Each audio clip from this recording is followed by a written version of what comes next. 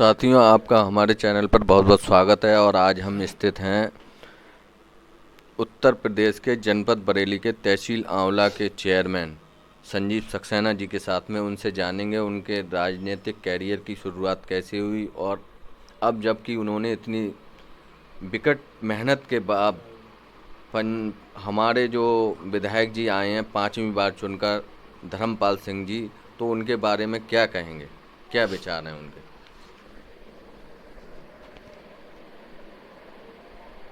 धन्यवाद। देखिए, हमें लगभग 30 साल भारतीय जनता पार्टी की राजनीति लगातार हम कर रहे हैं और बूथ अध्यक्ष से हमने राजनीति शुरू की थी।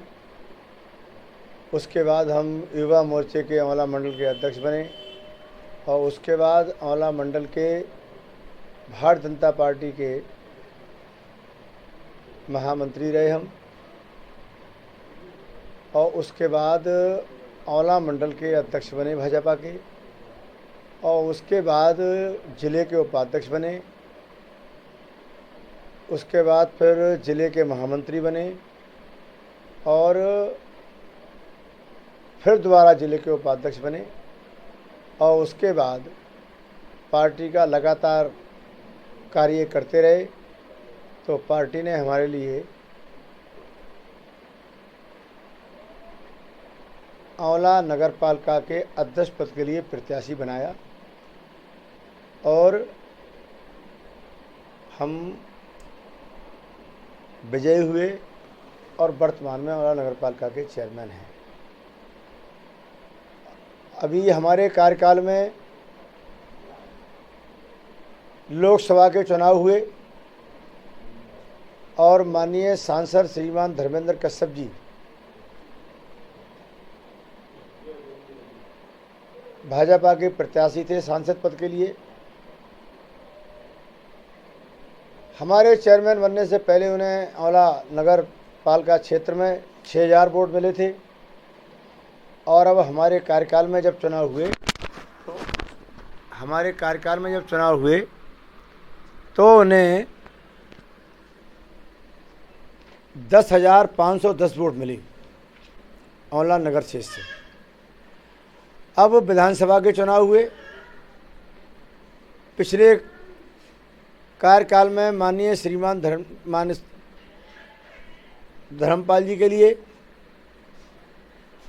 5600 वोट मिले थे और इस बार आंवला नगर क्षेत्र से उनके लिए बम्फर वोट 10,089 वोट मिले हैं।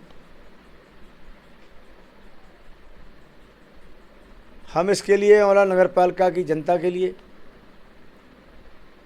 बहुत बहुत धन्यवाद देते हैं कि आंवला की जनता ने इस बार प्रत्येक बूथ से भारी संख्या में आंवला की जनता ने वोट देने का काम किया है। इसके लिए मैं सभी अपने आंवला नगर वासियों के लिए बहुत बहुत धन्यवाद देता हूँ, बधाई देता हूँ और इसमें अपने कार्यकर्ताओं का भी विशेष योगदान रहा है। पूरी विधानसभा क्षेत्र के कार्यकर्ताओं ने इस बार के चुनाव में बड़ी लगन और मेहनत के साथ कार्य किया और उसका फल मिला कि हम सबके जनप्रिय नेता श्रीमान धर्मपाल सिंह जी अपनी विधानसभा से बहुत अच्छे वोटों से उन्होंने जीत हासिल की है। इसके लिए पूरी विधानसभा के कार्यकर्ता एवं पूरे विधानसभा क्षेत्र की जनता, हमारे नगरवासी सभी धन्यवाद और बधाई के पात्र हैं।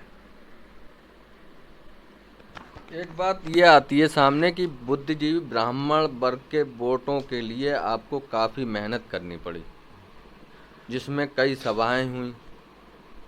इस पर आप क्या कहना चाहेंगे? देखिए, ऐसा होता है जब बिरादरी का कैंडिडेट आ जाता है तो कहीं ना कहीं समस्याएं आती हैं। बिरादरी का कैंडिडेट होता है वो रिश्तेदारी का वास्ता देता है, बिरादरी का वास्ता देता है और कई तरह से बिरादरी का भी दबाव पड़ता है कि भाई बिरादरी का कैंडिडेट है। इसलिए बताना पड़ा कि इस समय माननीय योगी जी और मोदी जी की सरकार चल रही है और योगी जी ने बहुत सारी कल्याणकारी योजनाएं लागू की हैं और बहुत बड़ा काम योगी जी ने किया है कि महिलाओं को इतना सम्मान मिल रहा है कि अब किसी महिला को कोई उसकी नज़र उठा के देख नहीं सकता। हमारी बालिकाएं स्कूल जाती हैं, कोचिंग जाती हैं, उनकी तरफ भी कोई नज़र उठाकर किसी की देखने की हिम्मत नहीं है। अपराध बिल्कुल समाप्त हो गया है। आम जनता अपने आप को सुरक्षित महसूस कर रही है। इसलिए बहुत ज़रूरी है, अपराधी या तो जेल के अंदर हैं या क्षेत्र छोड़कर भाग गए हैं और या ऊपर चले गए हैं।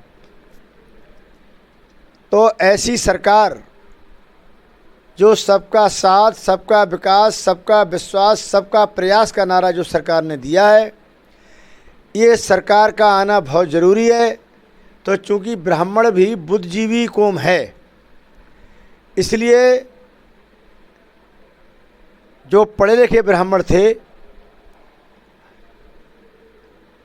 ब्राह्मण बहुत विद्वान होते हैं, उन लोगों ने भी इस चुनाव में भारतीय जनता पार्टी का साथ देने का काम किया है।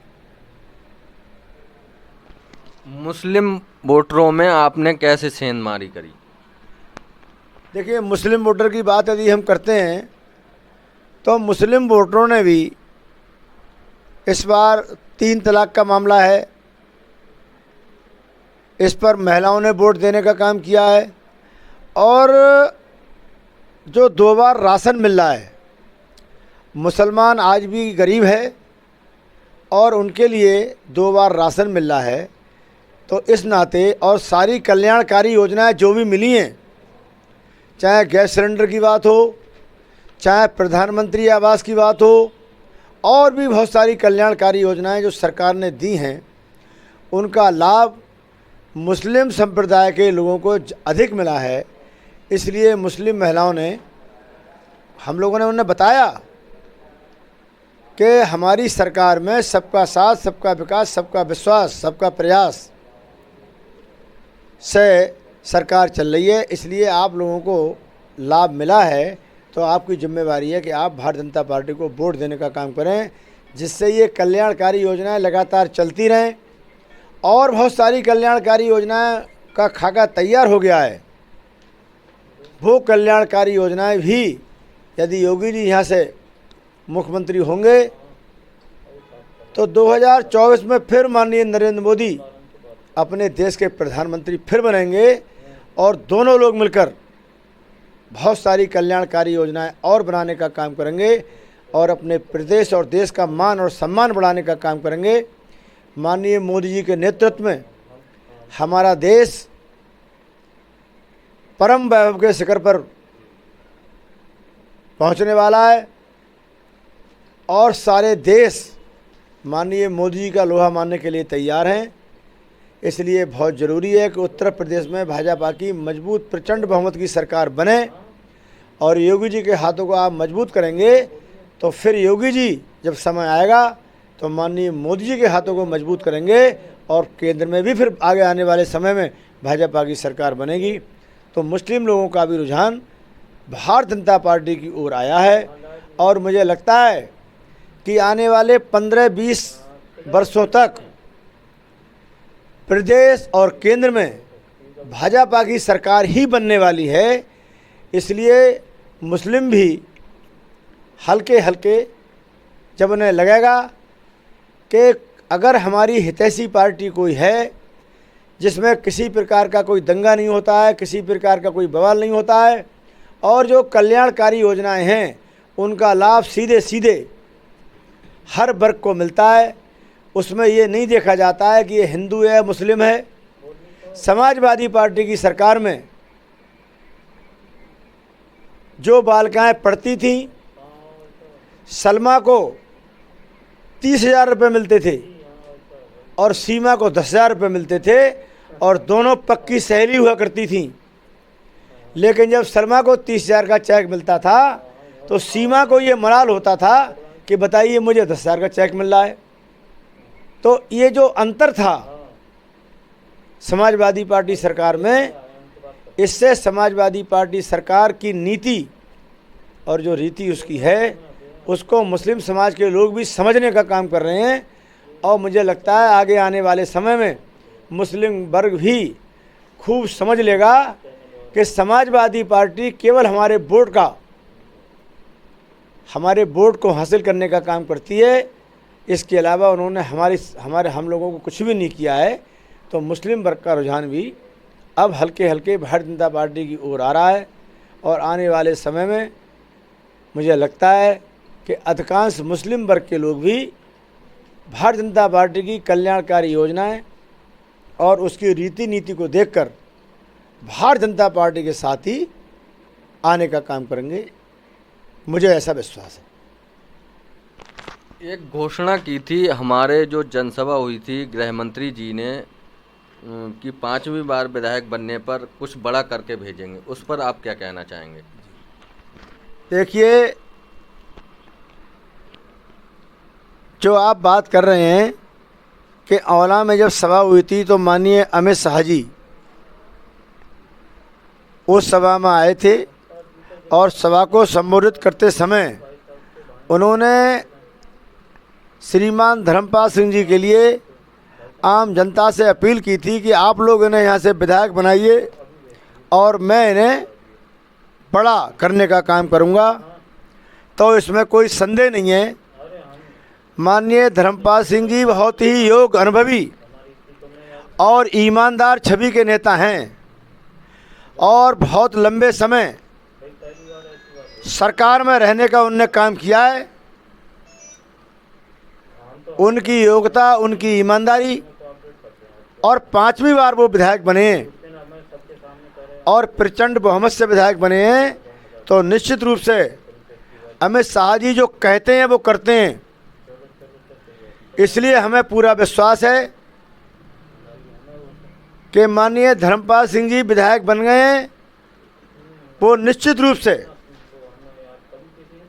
उन्हें कैबिनेट स्तर का बहुत ही अच्छा विभाग के मंत्री बनने वाले हैं, वो बनेंगे। सर, आपकी जो पिछली बार के मुकाबले इस बार सीटें कम हुई, तो इसमें ये लगता है कि गौवंशीय या किस कारण से, इस पर कुछ कैलकुलेशन किया आपने? हाँ, देखिए, सीटें कम होने वाली बात जो आप कर रहे हैं, तो इस बार पिछली बार बहुजन समाज पार्टी और समाजवादी पार्टी और भारतीय जनता पार्टी के तीनों लगातार कैंडिडेट थोड़े थोड़े अंतर से, मतलब मुकाबला, कड़ा मुकाबला था तीनों लोगों का। अब इस बार क्या हुआ कि बीएसपी जो है, बहुजन समाज पार्टी, लगभग समाप्त हो गई। तो जो मुस्लिम का जो वोट था, उन्होंने ये मन बना लिया कि बीएसपी समाप्त हो रही है, इसलिए वो सारे मुस्लिम वर्ग के लोग एक तरफा होकर अधिक संख्या में उन्होंने समाजवादी पार्टी को वोट डालने का काम किया।